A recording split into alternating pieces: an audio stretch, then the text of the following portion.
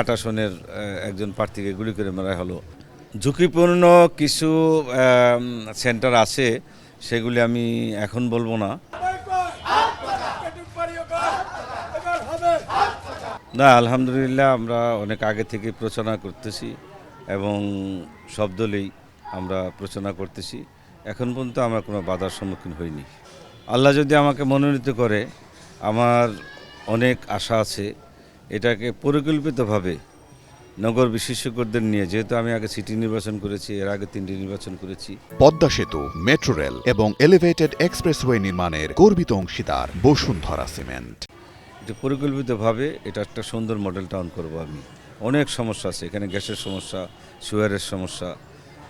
কিছুদিন আগে ভূমিকম্প হয়ে গেল, আপনারা জানেন যে অনেক কাছাকাছি বিল্ডিংগুলো, এই নগর বিশেষজ্ঞ ছাড়া এগুলি তো করা সম্ভব না। এটা নিয়ে তাদের নিয়ে আলোচনা করে ইনশাল্লাহ আমি একটি পরিকল্পিত সুন্দরভাবে এই 7 আসনকে সাজাবো ইনশাল্লাহ। তরুণ সমাজকে নিয়ে তো অনেক পরিকল্পনা আছে।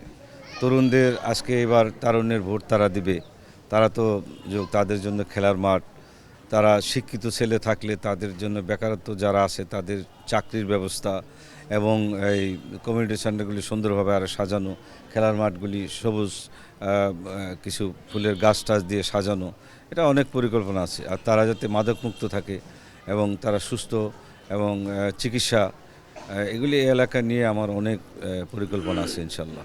এটা তো এখন পর্যন্ত বলতে পারি না, এটা তো আসলে প্রশাসন যদি শক্তভাবে কাজ করে, আমরা তো আসলে একটা লেভেল প্লেইং ফিল্ড চাই। আমার একটা আশা, আমাদের সমস্ত যারা এমপি নির্বাচন করতেছেন সব দল থেকেই যেন নির্বাচন কমিশন, এবং এবার তো বলছে যে সেনাবাহিনী রাখবে, সিসি ক্যামেরা রাখবে, আমরা আশা করি একটা সুষ্ঠু সুন্দর নির্বাচন হবে। তবে এর মধ্যে তো বলা যায় না কার মনে কি আছে, যদি কোনো আশঙ্কা থাকতে পারে এটা কোনো বিষয় না। যেমন 8 আসনের একজন প্রার্থীকে গুলি করে মারা হলো। এখন এই বিষয়টা নিয়ে অনেক প্রার্থীর মধ্যে একটা আতঙ্ক আছে ভিতরে অনেকেরই। তা আমরা আশা করি যে আমাদের পুরান শহর এখানে আমরা সবাই যারা আছি, অন্য অন্য দল যারা আছে, আমরা ভাই ভাইয়ের মতো নির্বাচন করতেছি। ঝুঁকিপূর্ণ কিছু সেন্টার আছে, সেগুলি আমি এখন বলবো না, একটু যাচাই বাছাই করে আমি প্রশাসনের সাথে কথা বলবো যে এই কেন্দ্রগুলি ঝুঁকিপূর্ণ আছে, এখানে আপনারা একটু শক্তভাবে পাহারা দেন। আমার এখানে 175টার মতন মনে করেন সেন্টার আছে। এখানে মিনিমাম 10-15টা সেন্টার একটু ঝুঁকিপূর্ণ।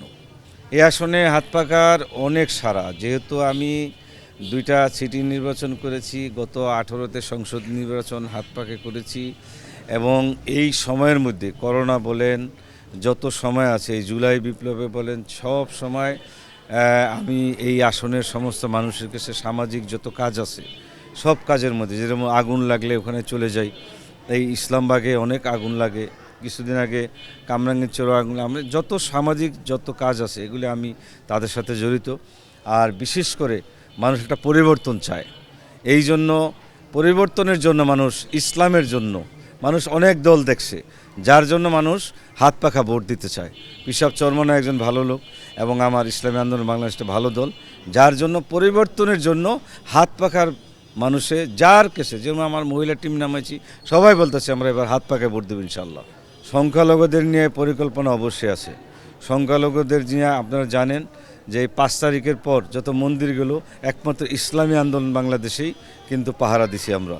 আমি নিজে পরিদর্শন করছি, গতকালকে আমি হরিজন সমুদ্রতে মিটিং করছি, তারপরে এর আগের দিন আমি তাঁতিবাজারে ছিলাম, তাদের বলছি, এবং তাদের মন্দিরগুলি তাদের যা প্রয়োজন, সোজা কথা যা প্রয়োজন তাদের এই বিষয়টা আমরা দেব। শুধু হিন্দু না, বৌদ্ধ, খ্রিস্টান, আরও যত সংখ্যালঘু যারা আছে সবাইদের যেন সমান কাজ, সাম্য আমাদের ভিতরে, যেই উদ্দেশ্যে আমরা দেশ স্বাধীন করেছিলাম, সাম্য, মানবিক মর্যাদা, ন্যায় বিচার।